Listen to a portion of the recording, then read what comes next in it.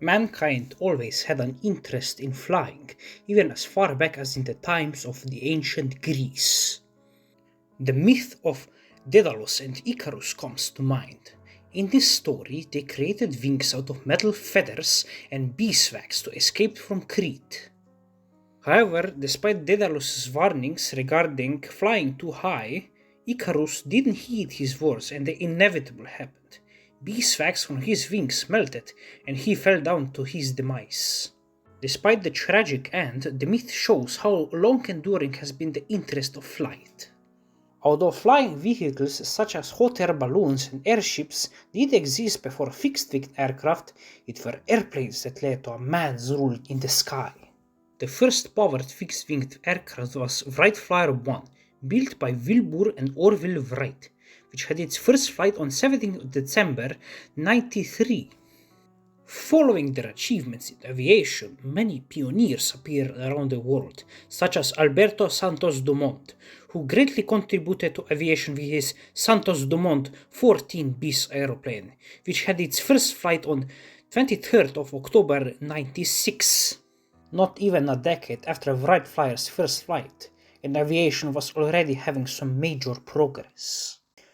Among those pioneers, one of them was Slovenian, who went by the name of Edvard Rusjan.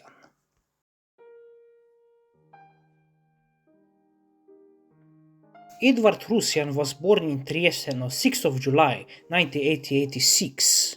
His father, Franz Rusjan, was a Gorizzian Slovene and he moved to Trieste because of business responsibilities.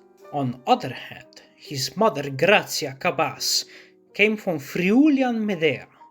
It should be noted that Slovenia did not exist at the time, instead it was part of Austria-Hungary. Later on they moved back to Gorizia, where Edward spent most of his childhood and adolescence. Edward had an interest in cycling and making bicycles together with his brother Jože Rusjan, but their biggest passion was flight. Edward became fascinated by the flying machines as early as 1995, upon reading through literature about it and following advancements in the field of aviation. Edward and Jože Rusjan made their first plane in 1998, called Papirnata Vragolia, which would translate into paper mischief. The aircraft was made out of bamboo sticks and cardboard, but it did not have an engine. They made their plane inside their dad's workshop. It became clear to Edward that in order to accomplish more, he needed an engine. Between 8th and 9th of September 1909, Edward joined a meeting of aviation pioneers near a town of Monchiari, where he bought his first engine.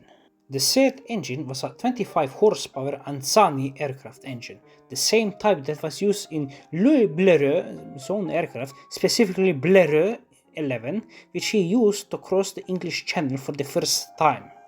Edward's first powered aircraft was Eda 1, which was a 20-meter long biplane with a wingspan of 8 meters. It had its first flight on 25th of November 1909.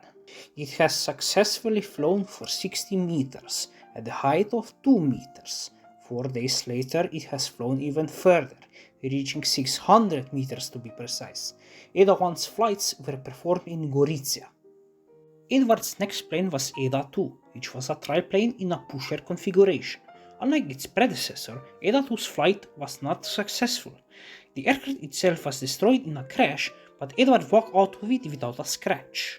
Despite the crash, Edward and Jože continued to make new aircraft. For Eda 3 and Eda 4, they used the biplane configuration again, but they focused on making monoplanes, starting from Eda 5. Eda 5 and Eda 6 represented their most successful models. Both of them performed flight tests with great successes, which gave Edward confidence to display their creations to the public.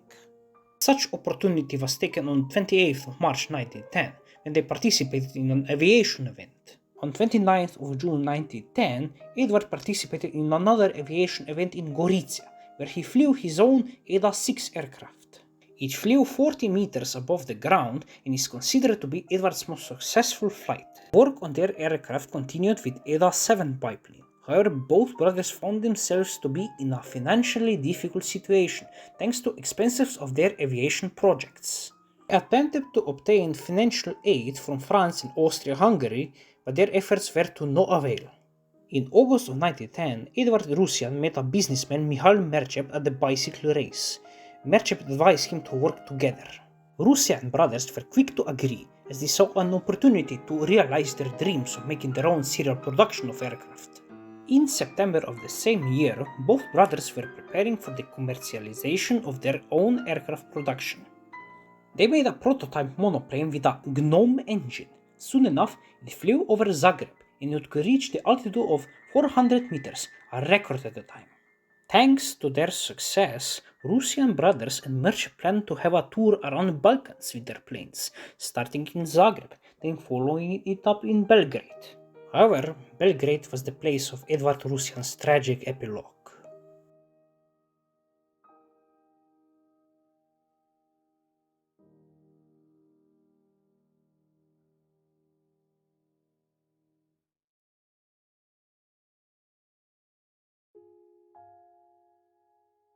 On 8th of January 1911, Edvard Rusjan planned to have a flight over Belgrade. Due to strong winds, others advised him not to take a flight, but Edvard insisted. He didn't want to disappoint the public after all. Despite warnings, Edvard Rusjan took a flight above the skies of Belgrade. The public was impressed, but tragedy struck soon. The strong wind suddenly tore up the left wing of Rusjan's plane, causing it to crash right onto a railroad. Edvard barely survived the crash. Once he was taken to the hospital was when he let out his last breath. Edvard's death was seen as a national tragedy, and his death was mourned by many. Around 14,000 people accompanied his coffin. By all means, Edvard Rusjan lived a short life with a tragic end. Despite that, his legacy had a profound impact on Slovenia. Even to this day, the country honors him for his achievements. An airport in Orehova Vas is named after him.